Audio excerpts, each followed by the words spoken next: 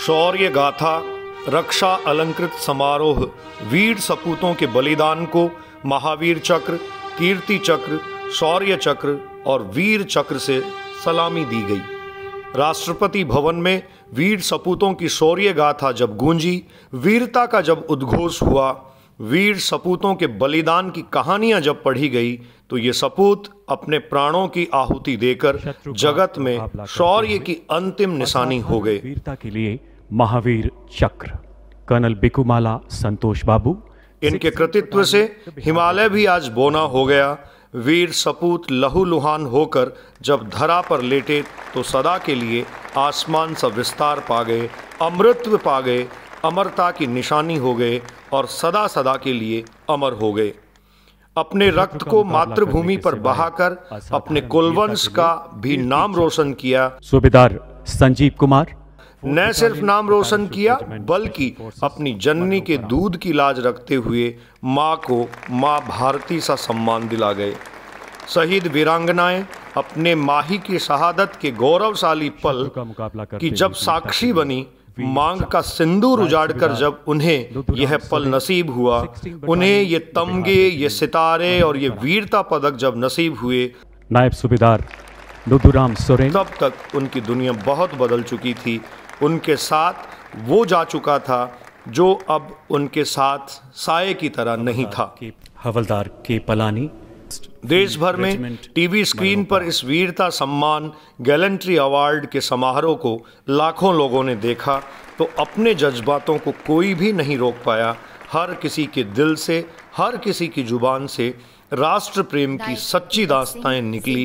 हर किसी के दिल में राष्ट्र के प्रति एक जज्बा पैदा हुआ। नायक दीपक सिंह, सेना चिकित्सा कोर।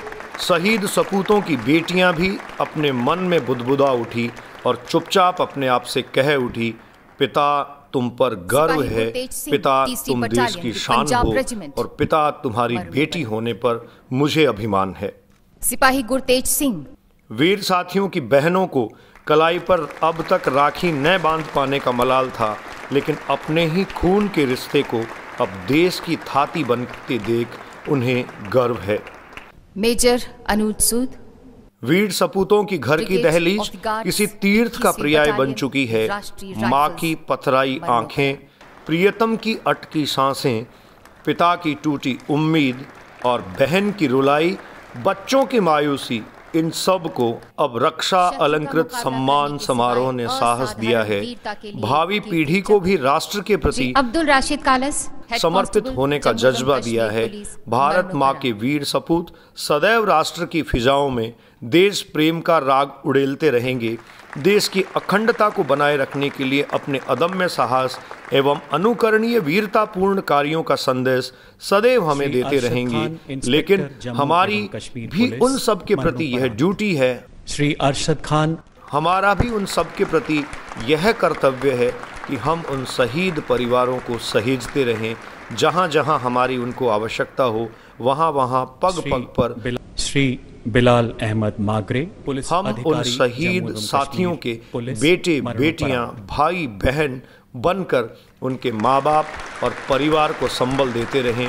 यही हमारी उन वीर सपूतों को सच्ची श्रद्धांजलि होगी। स्वर्गीय श्री इरन्ना नायका, प्रधान आरक्षक CISF मरणोपरांत। स्वर्गीय श्री महेंद्र कुमार पासवान, आरक्षक CISF मरणोपरांत।